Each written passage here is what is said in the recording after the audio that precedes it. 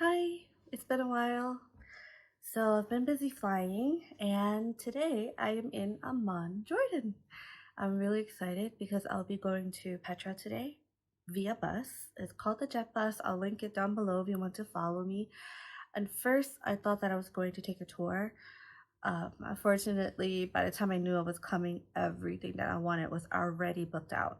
And then there were other tours available. However, I wasn't comfortable paying such a high price for the amount of time that I would be being here. It's going to take around 2.5 to 3 hours to get there. The bus station, there's two to choose from. I can't pronounce it, so again, it'll be in the link down below. Or there's one called the Seventh Circle, but that bus station is like unmarked on Google Maps, so I'm going to the other station, which actually has like an address and everything, and I will be Ubering there. Uber here is super cheap. It's around like 1 JD to 2 JD, so around $2 to 3.50 just to get there. Um, we do, but right now it's around 5:30 in the morning. I have to get to the bus station, and then it's departing at 6:30. And after that, we'll get there around 9:30, 9 o'clock or 9:30, depending on traffic. We'll be there all day, and the bus coming back is around 5:30. So I'll be spending around 7 to 8 good hours there. The weather is really mild today. Right now, I'm wearing long sleeves because it is around 52 degrees Fahrenheit. But the sun is not up yet. After the sun comes up, it's estimating to be around 70 degrees. Yesterday, it was around 75 degrees and it was kind of hot. The sun was really strong. So I do recommend, even though it says it's not going to be very warm, you should still have sunblock and everything on you. Find something to cover you. I didn't bring much because I didn't really expect to come here so soon. I thought I had a few more days before I would come here, so I was going to switch out things I had in my bag. But obviously, things don't always go as planned. I'm just gonna wing it. Don't have the clothes for Amman or for Petra, so if I'm sweating bullets, it's because I just came back from Paris, and then now I'm going to Petra. See you guys on the bus. Actually, the pictures I can do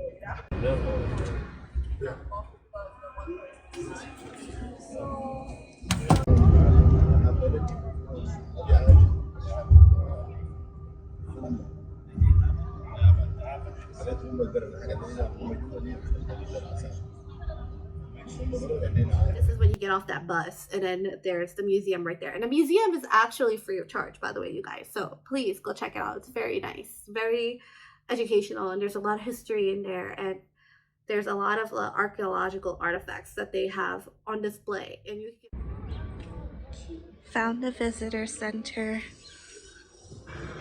Museum? Visitor center.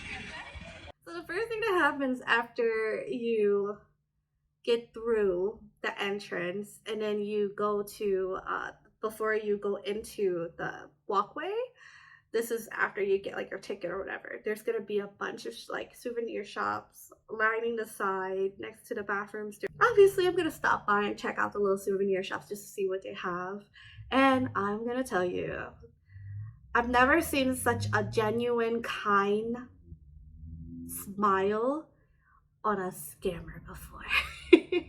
So in Jordan, in Amman, in Petra, the thing that they were mostly selling were like headscarves and stuff like that, right? And I really wanted one too. I thought that they were very nice and they would help to shield me from the sand if there was a wind that picked it up or whatever. So I asked him, how much is it for this headscarf? And you know, you can find them anywhere. And when I say anywhere, I mean like every shop, every corner, every peddler, every hawker, you'll find these same types of headscarves everywhere, right? And I've actually seen them already before, so I kind of know how much this was it cost. Like at a store, they were trying to charge around 25 dinars, which is expensive. So when you buy it from like a peddler, usually it costs around like 10 dinars, so like half of what you would buy it for at an official store. So at the souvenir shop, the gentleman says, oh, you know, this is like camel hair, it's the best thing ever. This is like made by the women of Jordan, of Amman, of Petra. It's going to cost 150 dinars.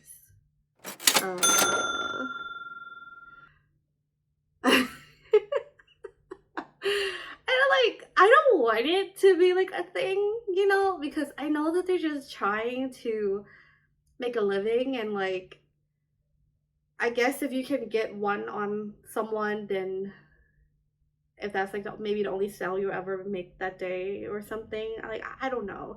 And the fact that he tried it means that he probably tried it at some point or another and it worked on someone else, right? So I looked at him and I was like, oh, really? Wow, that's expensive. And he goes, no, not expensive. You know, like for you, it's 150, but for you, I'll do 100. So anyway, so when I got past the sick and everything and I made it to see the treasury, because right after you pass the sick, there's the treasury. It's beautiful. There's so many souvenir peddlers everywhere, and there's this one in particular one that I would recommend for you guys to buy from, and I'll insert that video here somewhere, because he has his price listed right on the rack. Like, so awesome. That same scarf that I wanted from the souvenir shop that I've seen everywhere around Jordan, everywhere around Amman, was at his peddler stand for only 5 dinars, you guys. Just 5 dinars. What a big difference. Like, and I'm telling you, it's the same fabric. It feels the same. It's the same design. Like, I cannot kid you guys. Like, I know this is like probably something that people might be used to, because if you travel overseas a lot to countries where they have a lot of souvenir shops and like peddlers and hawkers, you would understand that prices are never set in stone. So whatever you can sell it for is what you're going to sell it for, right? I mean, there's obviously a bottom line, but usually you have to haggle, and that's part of the culture. So I did enjoy my time there, even though I had that sad little experience in my souvenir shopping happen, because, you know, it does leave a distasteful, like sour taste in your mouth, and it's just yeah, this is sad because he was such a nice guy too. So anyway, when you get there, you actually need to take your Jordan pass, which has a QR code, and go to the ticketing office. There you will show them that QR code, and then they will give you a physical ticket into Petra. So go there first, because I made the mistake of trying to go to the guy at the entrance that was just scanning tickets, because I thought all you had to do was scan a QR code for the Jordan pass, but really you need to get a real ticket, a physical ticket.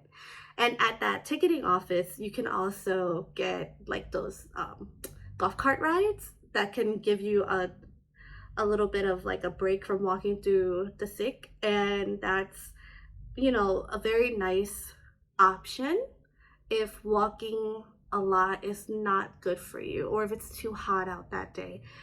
I got really lucky and the weather was very mild when I went to Petra, so it actually was in my favor. However, I'm not really good at walking anymore like how I used to, so I did purchase a round trip golf cart ride, which came out to be 25 dinars at the gate, at the ticketing office. هلو عصات معاه.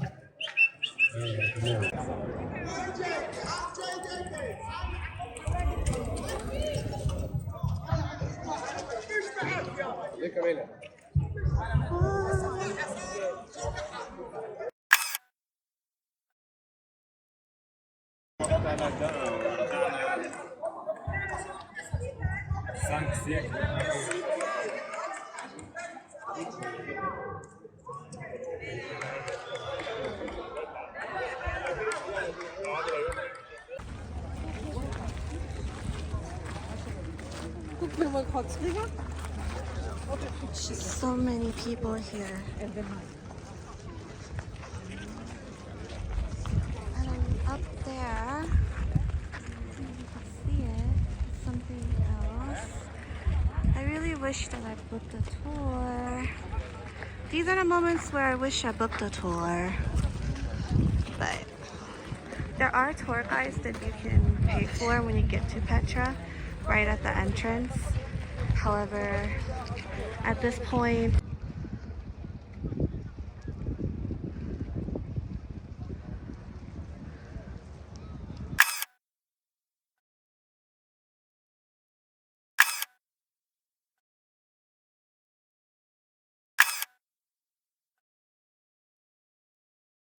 so after that, I hiked up all the way to the panoramic viewpoint. And that was literally the most walking and the most hiking up any kind of elevation I've done in a very, very long time. So when I say very long time, I mean like in over 2, 3 years. This is even before I got my foot surgery. Like this is like, oh my god, I cannot believe I even made it up there. I was so proud of myself. So 40 minutes of hiking up. Finally got to make it. Got to be kidding me. Now I have to go down.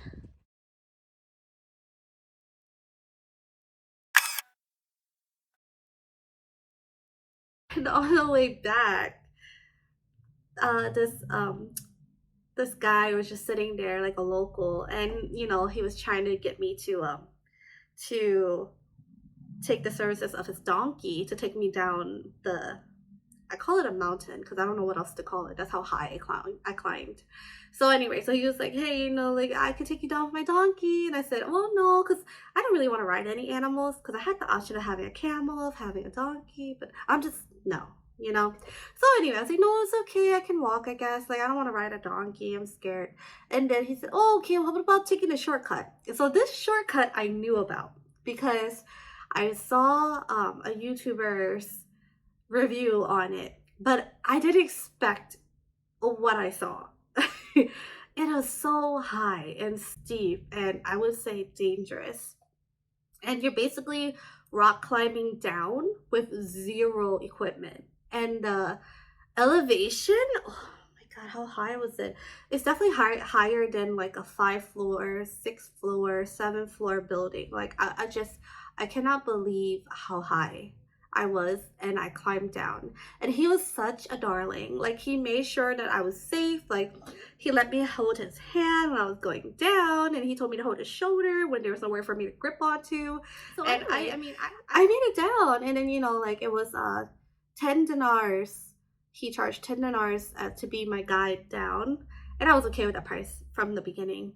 But I'm like, you know, bro, like you deserve more than 10. You deserve 20 dinars. Like you deserve the $30. Like I cannot believe I made it from up there all the way down here in one piece with my white shirt, and I'm not even dirty. Like the dirtiest part of me was pretty much my shoes and my hands because of the rocks and the sand, right? But I was just like, wow, like we really made it, and you really made sure that I stayed alive. So I was very impressed. And I mean, clearly that was something that he did all day long, which was climb up and down this cliff portion. So, because he clearly knew where to put his feet and where to put his hands. And wow, it was just amazing. And he was such a sweetheart. So yeah, and then he even offered to take me to the real tourist panoramic viewpoint for the treasury. And I was just like, no, it's okay. Because like he was going to take me there, you know, for free because I tipped him. I was like, oh, no, not necessary. But yeah, at that point now I'm back at the treasury, and it took me like legit 2 hours to even get to that panoramic viewpoint because I'm so out of shape. I had to keep stopping every like 5, 6 steps, right? So I never made it to the monastery.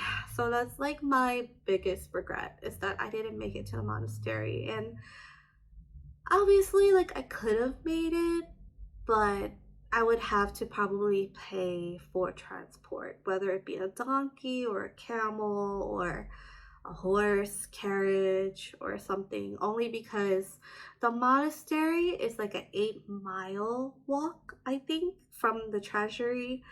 Exhausted at this point. I climbed down a freaking cliff, and it was already like 1 o'clock. So I really could make it, I guess, if I wanted to walk, but it would just be so much for me. So I just sat at the treasury at the cafe that they had there. Like it was like a makeshift store cafe.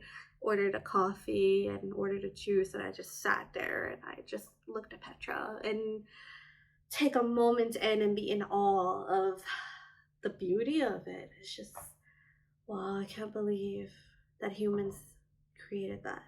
Like it was just crazy. Like they really carved that into the sandstone or the sand or whatever.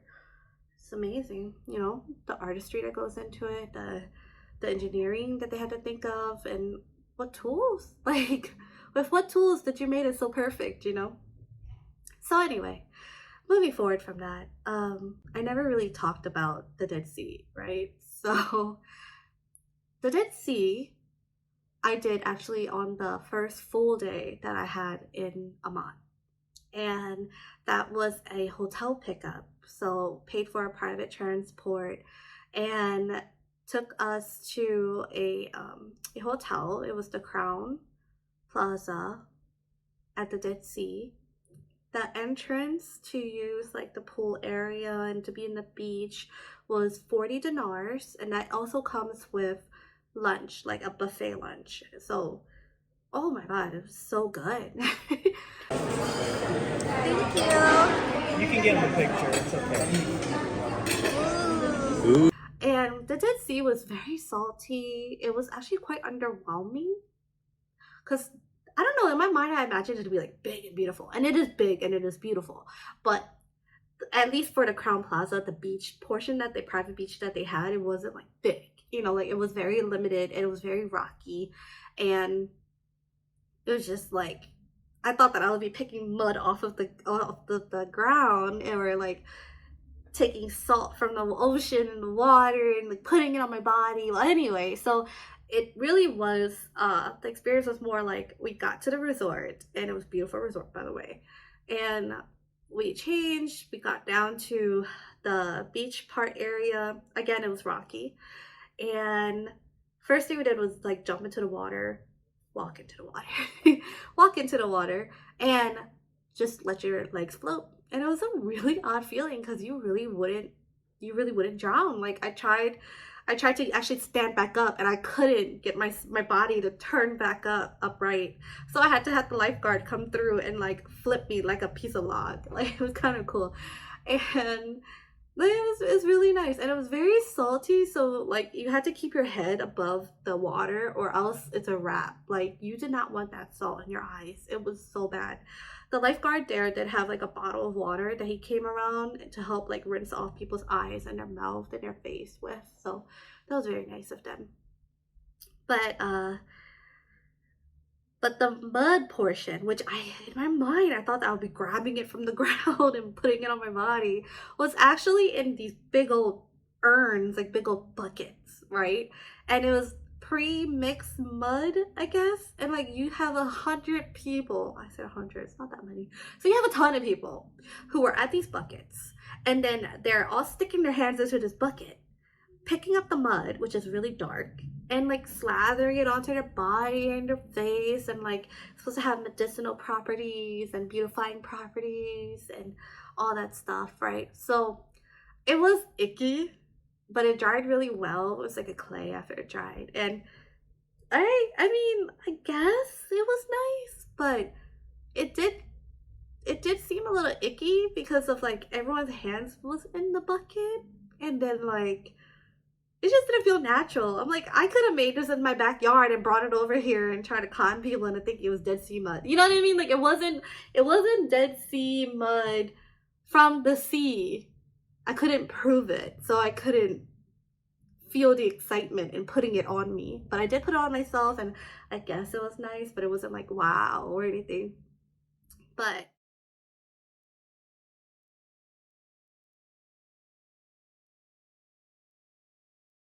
first things first, the Jordan Pass. I I think the Jordan Pass is a very good idea for someone who is definitely planning on going to Petra. So if Petra's not really on your plans of things to do, I don't think it's that necessary to purchase one. The Jordan Pass that I bought was for Petra 2-day entrance, and it was 75 dinars. The exchange rate at the time is $1 to 0.71 dinars. So it came up to be around like 80 something dollars that I paid to have access to Petra for 2 days. And not only that, but access to about 40 other different sites, plus a little train ride, and the visa, the entrance visa, which if you are only, let's say, going to just Petra and nowhere else, I think it's worth it, because the visa is 40 bucks on its own, and an entrance to Petra is 50 bucks. When I say bucks, I mean dinars on its own. So that's already 90 dinars put together just for the visa and entrance to Petra for 1 day. So you're already getting your money's worth if Petra is the only place you even get to go to. That being said, again, if you're not going to Petra, it might not be worth it, right? Because you pay 40 dinars to get through for the visa. And then if you're going to certain places like the Dead Sea or the Citadel, I mean, those are around like what, 2 to 3 to 5 JD entrance fees. So you would have to go to multiple attractions with entrance fees for it to even make it worth the 70 to 75 to possibly 85 dinars that you would be paying for the Jordan Pass. After that, if you have gotten the Jordan Pass, you go through border control, like the customs, just like anyone else. When you get through, you just wait in that line. They'll give you a stamp and all that. And then it's not necessary to tip, because there's service charges, there's other things added into there, and they're not really expecting 10, 20, 30% on your bill, right? They're expecting more like, did you enjoy it? And if you did enjoy it, please give, a smaller gratitude compared to what you think you should give. I mean, I saw a guy who was very happy to just get like 2 or 3 dinars on a very expensive dinner. But coming from America, from the USA, tipping is part of our culture. So I did tip, but I didn't tip as much as I normally would if I was in America. So that is the difference. But they were all very sweet about it. And for example, the golf cart ride, I tipped 5 dinars. And no one else in the golf cart tipped. I mean, they're not from the USA either. They're like European travelers. And it was a family and they didn't tip. But that's okay. Like, the driver was completely fine with it. He said thank you, gave us smiles. In hindsight, I feel like if you would like to tip, please do. If you don't have anything to tip with, or if you don't think tipping is necessary, then just be kind, because that's really all that matters. They're very smiling people and they're very kind people, and just as long as you're showing them that you're also having a good day, I feel like they are already feeling like they've accomplished something. At least that's the feeling that I got when I was there. Now, that was a good one. That one took all day and that was very exhausting. But yeah, like, would I go back? I think I would do maybe one more trip to Amman, just so that I could finish Petra, because I feel like there's just so much to see there, and I really missed out on because I was just so focused on getting that photo on a cliff on a rug that everyone had overlooking the treasury, that like I over exhausted myself. And I was so exhausted that I didn't have enough energy to finish it out, and I felt like that's such a shame. But I'm sure there'll be another chance for me to go, and I will have a more clear understanding of what I need to do in order to complete as much as I can and reach the monastery. Because I think that's another like wonder that I'm just like, wow, I just wish I could just see that in person, once. So I'll make some plans somehow to go see that.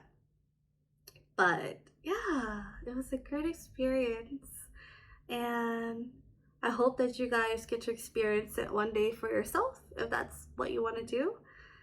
And if you guys have any questions, definitely just leave a comment down below and let me know. But these are a little bit of my experience, and I hope it was helpful to you or entertaining to you in some way, shape, or form. Until next time, bye.